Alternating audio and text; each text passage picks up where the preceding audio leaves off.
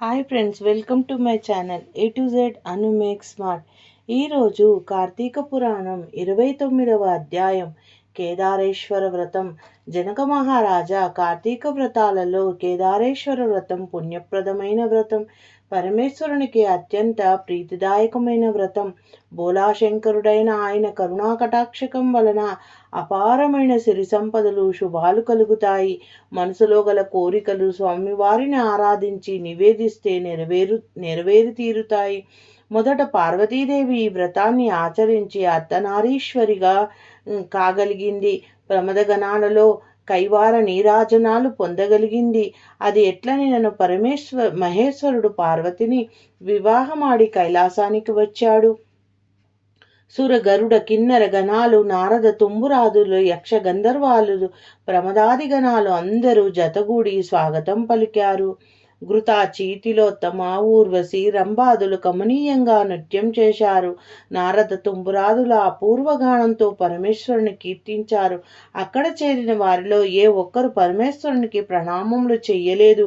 భృంగి బాగా ఆలోచించి అపూర్వ రీతిలో వినోద ప్రధానంగా నాట్యం చేశాడు. అక్కడి వారంతా ఆనంద పరవశులయ్యారు.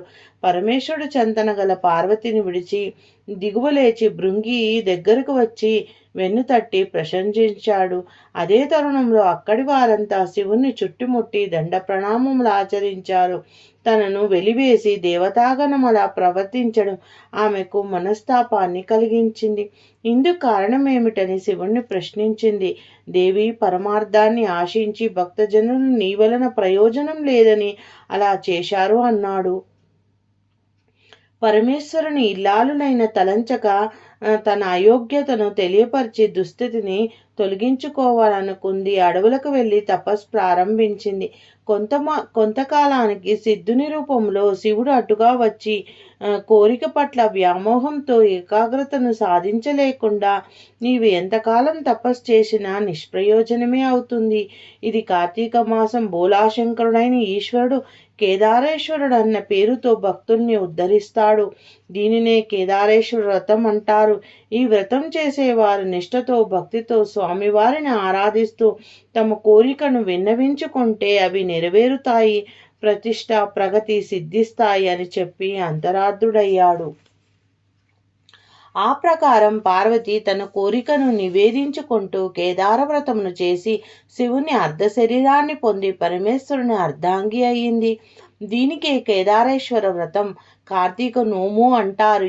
ఈ కార్తీక మాసం 4 సోమవారాలలో 3వ సోమవారం కార్తీక పౌర్ణమి సుప్రసిద్ధమైన సిద్ధిప్రదాయమైనవి. మహారాజా, ఈ వ్రతమును ఆచరించి సంపన్నమైన ఒక కుటుంబం కథ చెప్తాను విను. పూర్వకాలంలో వారణాసిలో ఒక నిరుపేద వర్తకుడు ఉండేవాడు. అతనికి 2 కుమార్తెలు. ఒక కుమారుడు పసివాడు. కుమార్తెలో పెద్దది భగీరథి, చిన్నది భాగ్యవతి. కుమారుడు భగీరథుడు ఆ వైశ్యదంపతులు తమ సంతానంతో పొద్దు గడవడమే దుర్భరంగా బ్రతుకుతుండేవారు. ఆడపిల్లలు 2 అడవికి వెళ్ళి కట్టెలు ఏరుకొని వచ్చి గ్రామంలో వాటిని అమ్మి తెచ్చిన సొమ్ముతో ఆ కుటుంబ జీవనం సాగిస్తుండేవారు.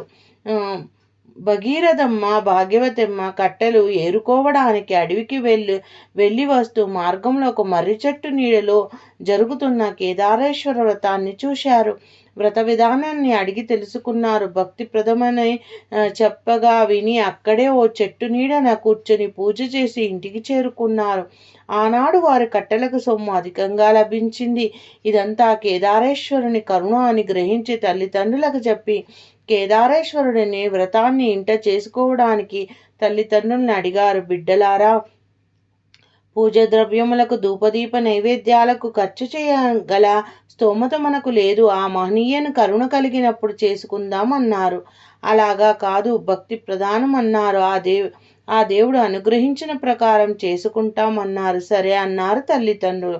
ఆ రోజు ఉదయమే గంగానదికి వెళ్ళి శిరస్నానం చేసి పచ్చి మంచినీళ్లు కూడా ముట్టకుండా ఉపవాసం చేశారు. స్వామికి నమస్కరించుకున్నారు.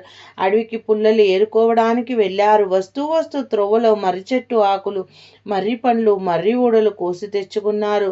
సాయంత్రం ఇంటి ముంగట ముగ్గు వేశారు. పూజ వేదిక అమర్చి కున్నారు. ఈశ్వరుని చిత్రపటాన్ని పెట్టుకున్నారు. గణపతినికి నమస్కరించుకొని పరమేశ్వరుని పూజించారు. స్వామి, మేము నిరుపేదలమి. ఈ మర్రి ఆకులే తమలపాకులు అనుకో, ఈ మర్రి కాయలే పోక చెక్కలనుకో, ఈ మర్రి పళ్ళే బూరెలనుకో, ఈ మర్రి ఊడలే తోరాలు అనుకో అని స్వామి వారికి నివేదించి పూజ ముగించుకొని తీర్థం తీసుకున్నారు. చంద్రోదయాన్ని దర్శించుకొని చల్లగా చూడు తండ్రి అని మొక్కుకున్నారు. అనంతరము పుల్లల్ని అమ్ముకొని నూకలు తెచ్చుకోవాలని బయలుదేరారు. తమ తట్టల్లోని పుల్లలు బంగారం పుడకలై వారిని ఆనంద ఆశ్చర్యములతో అలరారు చేశాయి. ఆ బంగారు పుడకలు కారణంగా వారి స్థితిగతులు మారాయి. పరపతి ప్రతిష్ట పెరిగింది. నియమం తప్పకుండా కార్తీక నోము నోచుకుంటున్నారు. కుమార్తెలు ఇద్దరికి యుక్త వయసు వచ్చింది. సౌందర్యవతులైన వాళ్లను తూర్పు నుండి ఒకరొచ్చి పెద్దమ్మాయిని, పడమరుంటి మరొకరు వచ్చి చిన్నమ్మాయిని తమ కుమారులకిచ్చి వివాహములు చేసి తీసుకువెళ్ళిపోయారు. భగీరథయ్య పెరిగి పెద్దవాడయ్యాడు.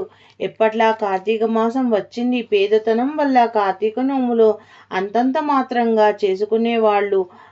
ఈనాడు మనము అంతస్తుకు తగ్గట్టు చేసుకుందామని తల్లిదండ్రులను ఒప్పించాడు.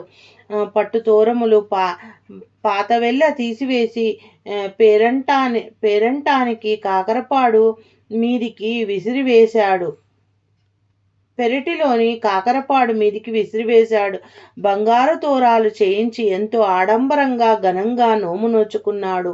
దర్పం తప్ప భక్తి శూన్యం కావడం వల్ల కేదారేశ్వరుని అనుగ్రహము తప్పింది. సిరి సంపదలు తరిగిపోయాయి.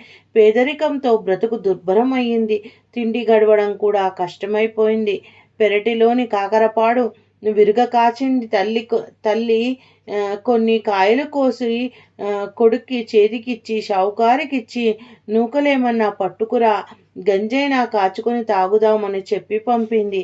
వాటిని పట్టుకొని భగీరథయ్య శెట్టి అంగడికి వెళ్ళి, అయ్యా, ఈ కాకరకాయలు తీసుకొని చారెడు నూకలిప్పించండి అని పరిపరి విధములుగా బతిమిలాడాడు. ఈ చేదు కాకరకాయలు దేనికంటూ కుమారుని కసురుకొని కొన్ని నూకలిచ్చి పంపించి శెట్టి ఆ కాకరకాయలను ఇంటికి తీసుకువెళ్ళి భార్యకిచ్చి పులుసు పెట్టమన్నాడు. ఆమె వాటిని వంటకై తరుగుతే వాటిలో నుండి నవరత్నాలు రాలిపడ్డాయి. ఈ అబ్బురానికి శెట్టి మురిసిపోయాడు. ఆ మాన్నాడు భగీరథయ్య మళ్ళీ కాకరకాయలు పట్టుకొని నూకలకు రాగా, అబ్బాయి, నువ్విచ్చిన కాకరకాయలు బాగున్నాయి, నీకెక్కడివవి అని అడిగాడు. మా పెరటిలోని పాదుకాయలని చెప్పాడు భగీరథయ్య. వాటిని రోజు తనకే తెచ్చి ఇమ్మని బియ్యం కొలిచి ఇచ్చాడు. కుర్రవాడు చాలా ఆనందించాడు. ఆ ప్రకారం చెట్టుకున్న కాయలన్నీ ఆ శెట్టికి విక్రయించాడు. పాదుకాయలన్నీ అయిపోయాయి. మళ్ళీ ఎప్పటిలా ఆకలి బాధ వారిని కష్టపెట్టసాగింది. ఏం చేయడానికి తోచక ఆ తల్లి తీవ్రంగా ఆలోచించి కుమారుణ్ణి పెద్దమ్మాయి ఇంటికి పంపించింది. తమ పరిస్థితిని చెప్పి ఏమన్నా సహాయం అడుక్కురమ్మంది. భగీరథయ్య కాలునడకన పెద్దక్కయ్య గారింటికి చేరుకున్నాడు. బికారిలా జీవిస్తున్న అతన్ని నౌకరులు లోపలికి వెళ్ళనివ్వలేదు. మేడ మీద తలారపోసుకుంటున్న భగీరథమ్మ తమ్ముణ్ణి లోపలికి తీసుకువెళ్ళింది. తమ్ముడి వల్ల వారి దుస్థితంతా తెలుసుకుంది. ఒక గుమ్మడికాయ దోలిపించి దానిలో నిండుగా వరహాలు పోసి ముచ్చిక బిగించి దాన్ని తమ్ముడికిచ్చి, దీంతో ఇంటికి వెళ్ళు, దీన్ని అమ్మకి ఇయ్యవలసిందిగా అతన్ని సాగనంపింది. ఏదో సహాయం చేస్తుందనుకుంటే ఈ గుమ్మడికాయ ఇచ్చిందే అని బాధపడుతూ బయలుదేరాడు. దారిలో ఓ గ్రద్ద ఆ గుమ్మడికాయను తన్నుకుపోయింది. దీన్ని అమ్ముకొని ఒక పూటన్నా గడుపుకోవచ్చని అనుకుంటే గద్ద కాస్త తన్నుకుపోయిందే అని బాధపడుతూ ముందుకు వెళ్ళలేక చిన్నక్క గారింటికి బయలుదేరాడు. కాలునడకన వస్తున్న తమ్ముణ్ణి, అతని దుస్థితిని చూచి వడివడిగా మేడ దిగి వచ్చి తమ్ముణ్ణి ఇంటి లోపలికి తీసుకెళ్లి యోగక్షేమములు అడిగి తెలుసుకుంది. అతడు అక్కయ్య గారింటికి వెళ్ళడం, ఆమె గుమ్మడికాయ ఇవ్వడం, దాంతో సరిపెట్టుకోవాలని వెడుతుంటే గద్ద తన్నుకుపోవడం వివరాలన్నీ చెప్పాడు.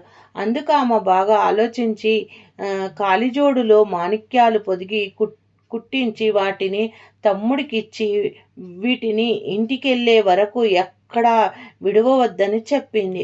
ఆ అక్క ఈ అక్క కూడా పెద్దక్కలాగే ఉత్త చేతులతో పంపుతుందని బాధపడ్డాడు.